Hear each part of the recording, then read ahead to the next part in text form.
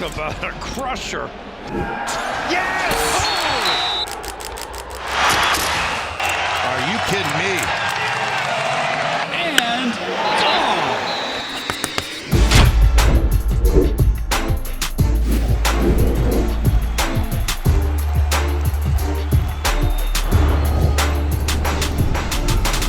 Welcome back to the Schoolyard Sports podcast. On the host of this podcast, Lane Frank, we're now on episode 167. It's 167 episodes through, and I got an action-packed episode planned for you. We just wrapped up the NFL draft, NBA playoffs well underway, MLB, great season we're having there, and so much more. Stay tuned for action-packed episode 167. Let's hop into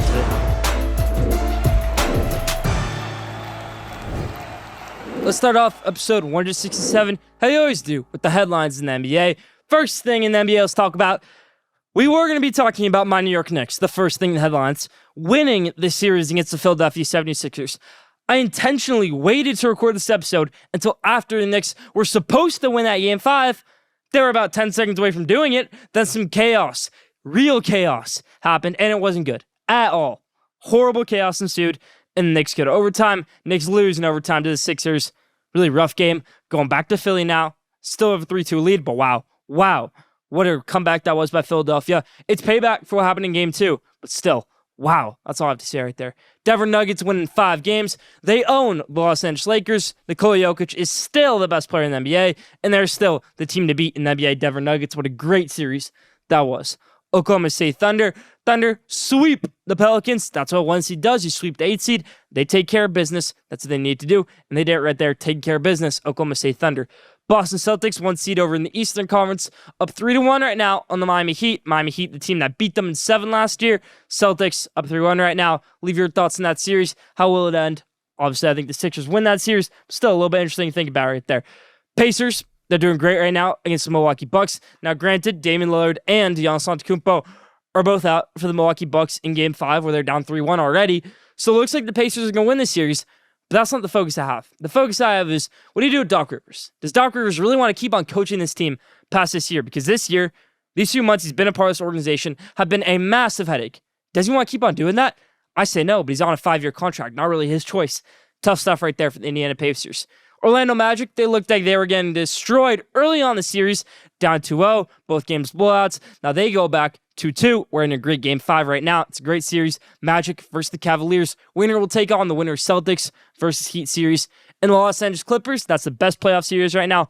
Clippers versus Mavericks, tied up at 2-2. Great stuff going on in the Western Conference and Eastern Conference playoffs right now. So move to the NFL. We had an action-packed NFL draft weekend. To nobody's surprise, Caleb Williams went number 1 overall in the NFL draft. Great stuff right there. No top NFL wide receivers were traded. We didn't see T. Higgins get traded, Brandon Ayuk get traded, Deebo Samuel get traded. A little bit surprised to see right there, but about 20 wide receivers went in this year's draft class. Really deep wide receiver draft class, but again, surprised by none of those trades. A few surprising picks, a few head-scratching picks. We'll talk about that more later on in the episode. It's about for the news in the NFL. College basketball, to wrap out these headlines, transfer portal is open, and it's crazy, everybody. My Michigan Wolverines, Dusty May, they're building up a great squad, have one of the best transfer portal classes out there, and they're trying to make the Final Four after a tough year last year. Whole new team, whole new staff. I love it. That's probably the headlines this week.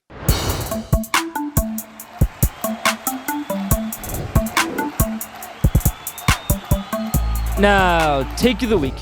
This week's take of the week, let's talk about the problems we have out in Los Angeles, strictly with the Los Angeles Lakers, everybody. Now, Lakers, everybody knows how their season ended, losing in 5 games to Denver Nuggets. And the issue is right now, what do we do with head coach Darvin Ham? Now, Darvin Ham is a good head coach. He was a good player in the NBA. He's a good head coach, good guy that I interviewed. I hope they keep Darvin Ham as their head coach. Now, do I think that happens? If I'm the Lakers, I would keep Darvin Ham. What I think they do is I think they get rid of him, and I think that'd be a massive mistake. Now, I admit, Darvin Ham is not the best coach in the NBA. Not by far. Not even close to it. But you're not going to get somebody better right now than Darvin Ham. Run it back with Darvin Ham for 1 more year. Say you have the same result, don't make the playoffs, fine, fire him, get somebody great. Right now, there's nobody great to get. Nobody. So when you think about it, Darvin Ham in his first year as head coach of the Los Angeles Lakers makes it to the Western Conference Finals. Year 2, as head coach of the Los Angeles Lakers, makes it to the Western Conference playoffs and loses to that same team, Denver Nuggets, again. Nobody's beaten the Denver Nuggets in the past 2 playoffs. Nobody. So why do you expect Darvin Ham to do it? I wouldn't. Now, I admit this roster does have a lot of issues, so it's time to address some of those issues. Last season, great stuff for the Lakers was that they had great depth. They had Austin Reeves, they had Rui Hachimura, they had Taurean Prince, D'Angelo Russell. All those guys took a step back this year instead of taking a step forward. Now, one team in the NBA that definitely needs to take a step forward, maybe even a step back, Phoenix Suns, say, okay, we have all these great superstars and we got swept. We had terrible playoffs.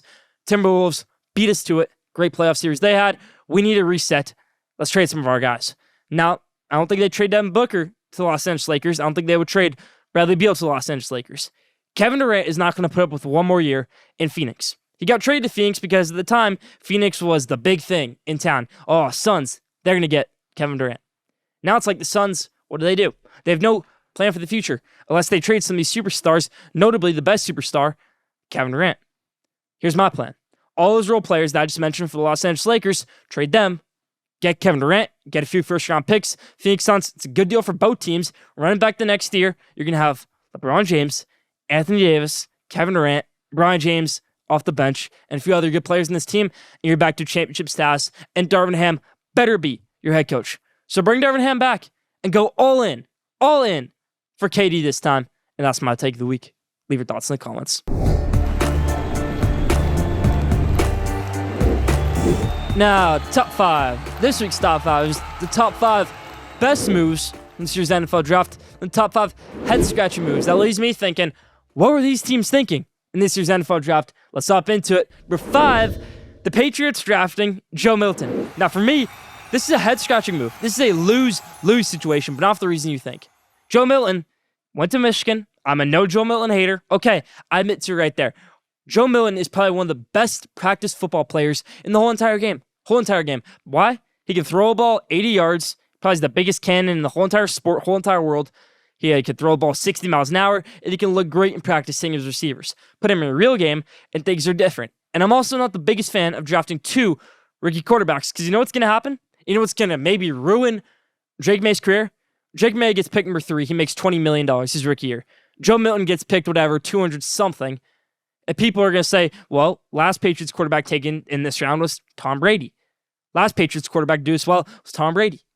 Drake May is going to start thinking, well, I'm going to be compared to Joe Milton every day in practice now.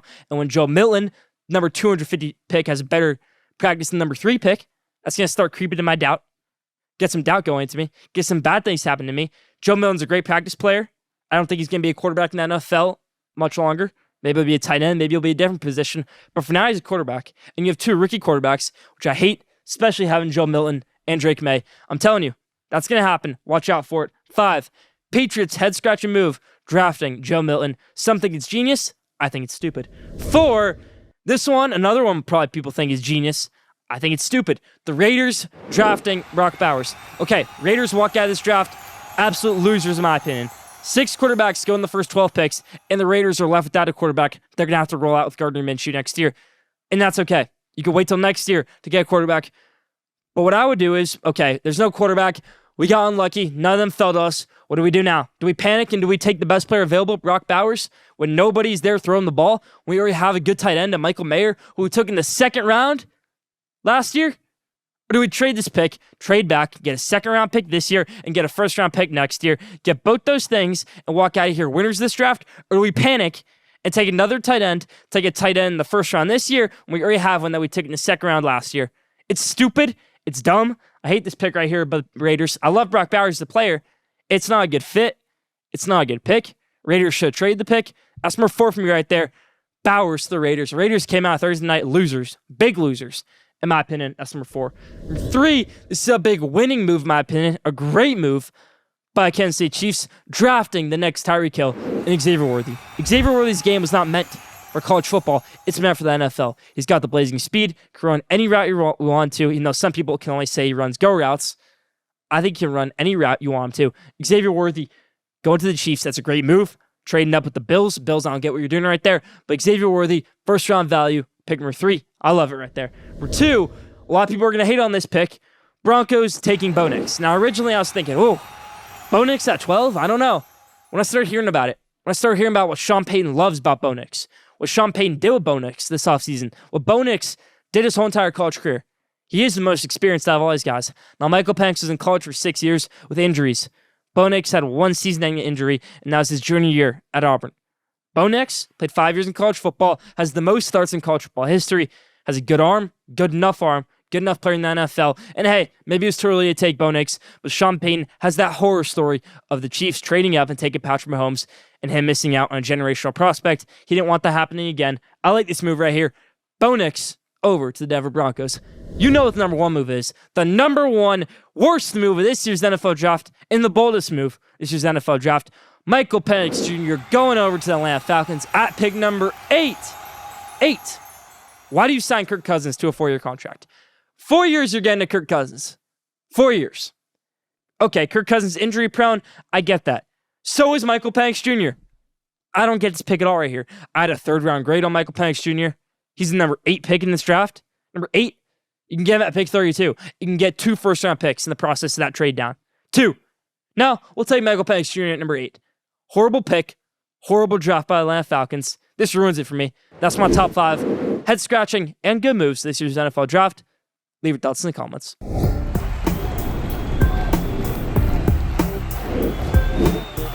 Now, did you know, this week's Did You Know, it's a great one. Did you know James Harden is the only player in NBA history to have more free throws made than field goals made? Didn't know that? Leave down in the comments. Only James Harden has more free throws made than field goals made in NBA history. Know that? Leave down in the comments. It's back for Did You Know this week. Now, let's put on my GM hat for this week. This week, the team I'm going to be the GM for is the Phoenix Suns, and we're going to fix this franchise when they're in deep trouble right now. Let me take you back to 2020. 2020, Phoenix Suns, up-and-coming team. A few bad years. They go to the bubble. Monty Williams, boom, great time in the bubble. They missed the playoffs, but boom, great time in the bubble. 2021, they make the NBA Finals. They have a 2-0 lead in the Milwaukee Bucks, and they lose that series 4-2. Okay, 2022, they win 60 games. We're on track to be great. They lose in 6 games, or 7 games, to the Dallas Mavericks in an embarrassing Game 7 loss right there. Then last year, things fall off the brakes horribly, and they say, okay, we need something to fix. And they went big. They traded Chris Paul. They got Bradley Beal. Now, boom, we got Bradley Beal, we got Kevin Durant, and we got Devin Booker. This year's going to be great. This year went horrible. Horrible for the Phoenix Suns, and they ended up with the number 7 seed. And it went terrible the whole entire playoffs, getting swept, as most people expected. Frank Vogel was a terrible hire. Matt Ishbia, the new owner, is trying to do some things, but it's not necessarily working out. So my thought process is, when you fire great head coach Monty Williams, you're going to have to fire a head coach Frank Vogel, 2 head coaches in 2 years. It's time to fire someone else, the general manager, when something like that happens. They didn't need to trade for Kevin Durant. It was a rash decision. You didn't need to get a broken down Kevin Durant and trade Mikal Bridges and Cameron Johnson, maybe the glues to your team, and a bunch of first-round picks. Now your team has no future. No future at all. You're going to have to move on from Kevin Durant. You know what's going to happen? You're going to say, whew, we'd trade Kevin Durant. Maybe we'd get somebody like Mikal Bridges. No, because the Brooklyn Nets never want to do that. Mikal Bridges is almost too much value now for trading Kevin Durant. Maybe he goes over to the Los Angeles Lakers like I brought up earlier in this episode. But my plan for the Phoenix Suns is, let's go full rebuild. Let's fire Frank Vogel. Let's get a new head coach in there. Maybe we hire a new young head coach, someone who's never been a head coach before. Franchise cornerstone, one of the best franchise players ever, Devin Booker. You're gone. From Milwaukee, let's go back to Milwaukee. Let's pick up Damian Lillard. A duo I've always wanted to see in the NBA is Damian Lillard and Bradley Beal. Bradley Beal is way too big of a contract that nobody's going to want to take on right now. Keep him. Damian Lillard, Bradley Beal, pick up a nice big man. You got a solid squad for the next few years, and you restore your first-round picks. Maybe you have a new GM. Maybe you have a new head coach. But Damian Lillard, Bradley Beal, things obviously aren't working out. Damian Lillard in Milwaukee. Devin Booker in Milwaukee. Playing with Giannis. Sounds good to me right there. It's about for my GM hat this week on what the Phoenix Suns should do this offseason after a horrible NBA season this year.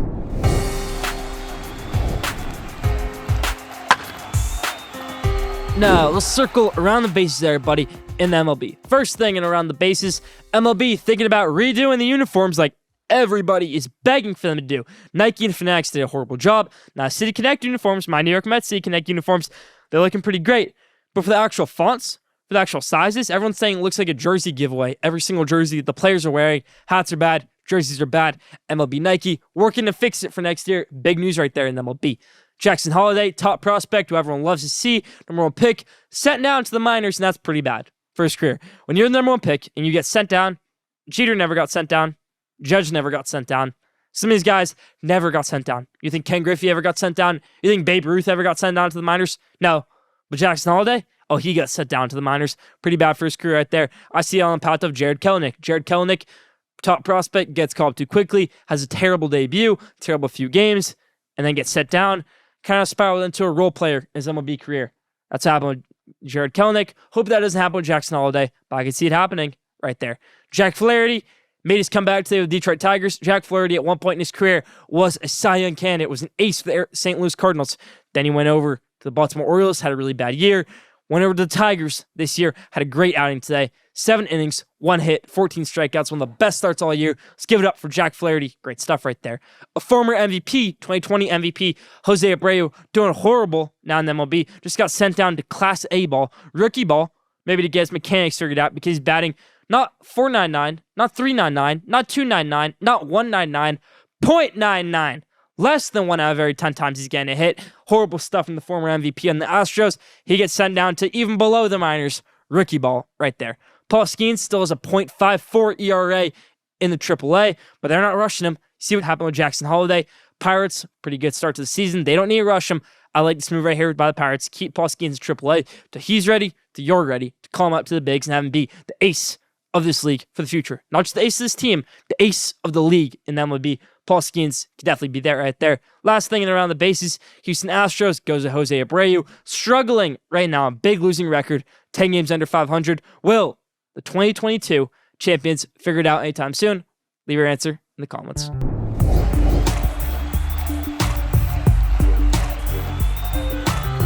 Now let's do something we haven't done in forever on this show, but I love doing this segment, everybody. Mirror images. If you don't know what mirror images is, it's where I compare an NBA team to an NFL team. This is not off geographical location. This is not off team history. It's about where this team is right now and how they stack up with each other. Mirror images, NBA, NFL.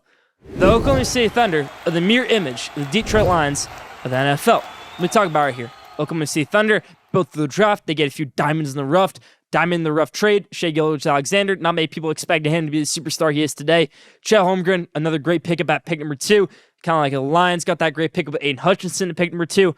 Get a few diamonds in the rough. Lujan Stort, say that's Brian Branch to the Lions. Jalen Williams, call it Sam Laporta for the Detroit Lions. Love this thing right here. Thunder and Lions. Young teams, home developed, both doing great in their respective leagues. Thunder, the mirror image of the Detroit Lions.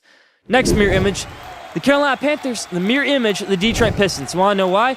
They're both horrible, and they both make very bad draft decisions. Cade Cunningham, number 1 overall pick, wasn't a great decision. Yet again, that isn't a great draft class. But still, Cade Cunningham, injured usually. When he's playing, he's great, but he's injured, and this team hasn't done much in the past few years. Panthers, still some good pieces. Again, both these teams have pieces to be good in the future, but right now they're not. They have Bryce Young. Let's see how his career can pan out. But again, Bryce Young and Cade Cunningham, mid-first overall picks, in my opinion. Panthers, Pistons, they are each other's mirror image. Celtics and the 49ers.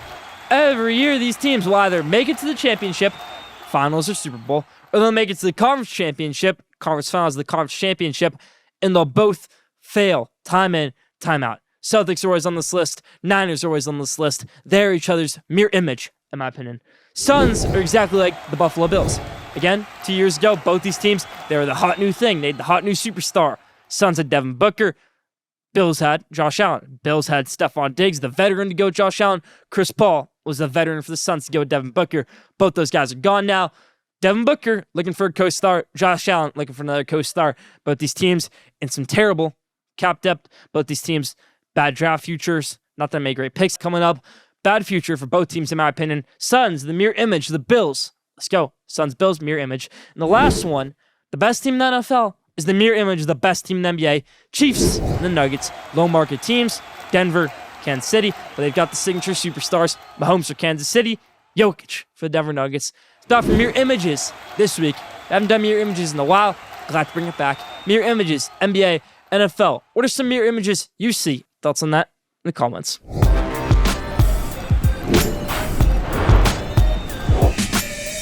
Now, at the buzzer, I don't want to drag this on too long. I just want to make one statement very clear. The super team in the NBA is dead. You can no longer build a super team and expect to win. Look at the Phoenix Suns. Look at the Los Angeles Lakers. Look at the Brooklyn Nets. When was the last time a super team worked out in the NBA? It's been a while. Denver Nuggets, they drafted Jamal Murray. They drafted Michael Porter. They drafted Nikola Jokic. Golden State Warriors, the champion before that, they drafted Stephen Curry. They drafted Klay Thompson. They drafted Draymond Green. Milwaukee Bucks, they drafted Giannis Antetokounmpo. The super team, again, is dead. Not saying you can't get superstars and win. I'm just saying it's going to be tough for everybody. That's about for At the Buzz this week. The super team will no longer work for you in the NBA. Can't expect to put 3 stars who are all good at offense on the same team and expect it to work. Why do you think Team USA struggles in the Olympics? Super teams don't work great together. Team USA, yes, they still win the Olympics, but they're not always putting up the greatest points. Remember how much of a struggle it was in the 2021 Olympics for Team USA to beat France in that final, to win a few other games. That's about for At the Buzz this week. The super team is dead, everybody. About for At the Buzzer.